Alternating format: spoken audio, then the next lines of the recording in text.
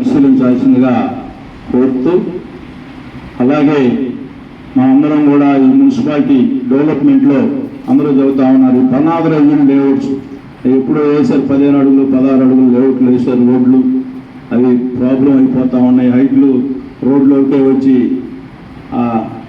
Steps ఉంటాయి, అన్నీ కట్టడం సరే అన్నీ అయిపోయింది. కాబట్టి ఇక నుంచి జరిగే ఏమైనా లేఅవుట్లు మినిమం 30 feet, నేను అఫిషియల్గా చెప్పకూడదు కానీ 1 ఎకరం 1/2 ఎకరాకి పర్మిషన్లు రావు. కాబట్టి లేఅవుట్ పర్మిషన్లు అవి వేసుకొని వ్యాపారం చేసుకునే సోదరులకు కూడా చెబుతున్నా, మీకు ఎవరు వ్యతిరేకంగా లేడు. పార్టీలకు అతీతంగా ఎవరైతే ఈ రియల్ ఎస్టేట్ వ్యాపారం చేసుకుంటూ ఉంటారో వాళ్ళందరూ మినిమం నామ్స్ని మీరు కూడా ఫాలో అయితే మీ దగ్గర కొనుక్కున్న వాళ్ళు కూడా హ్యాపీగా ఉంటారు.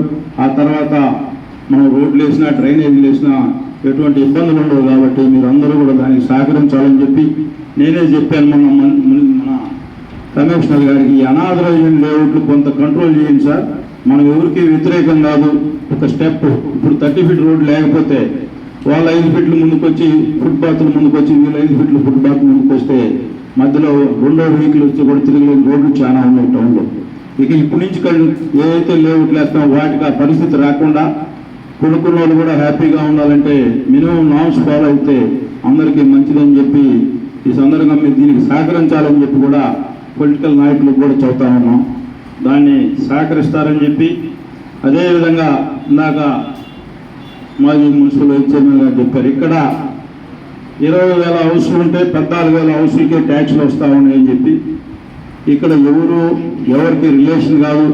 ఏ అయితే మెయిన్ రోడ్లకు ఉంటాయో దాన్ని రెసిడెన్షియల్గా ట్యాక్స్లు వసూలు చేస్తా, లోపల ఉండే ఏరియాలకు మీకు ఎవరైతే ఇంట్రెస్ట్ లేని వాళ్ళకి లోపల ఉన్న వాళ్ళకు కూడా కమర్షియల్ ట్యాక్స్లు వసూలు మంచి పని, ఈ పద్ధతి మార్చుకోవాలని చెప్పి అధికారులు కూడా నేను ఒకసారి సూచిస్తా ఉన్నాను. ఎందుకంటే మెయిన్ రోడ్డుకి ఏదున్నా రెసిడెన్షియల్ ఆర్ కమర్షియల్ ఏదున్నా కూడా మీకు ఆల్రెడీ పాత మాస్టర్ ప్లాన్ ఉంది. ఆ మాస్టర్ ప్లాన్ ప్రకారం ఏ అయితే మెయిన్ రోడ్లు ఉన్నాయో వాటన్నిటికీ కమర్షియల్ ట్యాక్స్, అలాగే లోపల ఉండే వాటికి వాళ్ళు చిన్న ఏదైనా కట్టుకొని లోపల బజార్లో ఎక్కడో స్ట్రీట్లో ఉండే వాటికి రెసిడెన్షియల్ ట్యాక్స్ వేస్తారని చెప్పి ఆశిస్తూ, ఎక్కడా దీంట్లో పక్షపాతం అవసరం లేదు.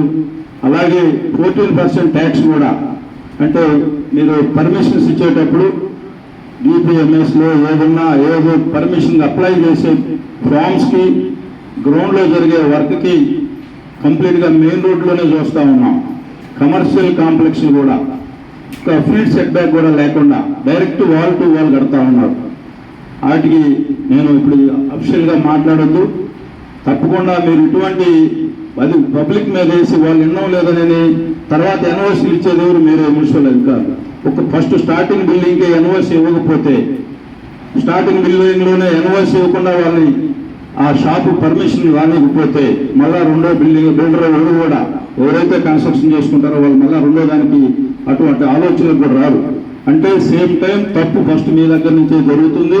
దాన్ని ఇక నుంచైనా కూడా రెక్టిఫై చేసుకోవాలని చెప్పి ఫస్ట్ టౌన్ ప్లానింగ్ అధికారులు, మున్సిపాలిటీ బాగుపడాలంటే టౌన్ ప్లానింగ్ అధికారి బాగుంటే మున్సిపాలిటీ మంచి రోజులు వస్తాయని చెప్పి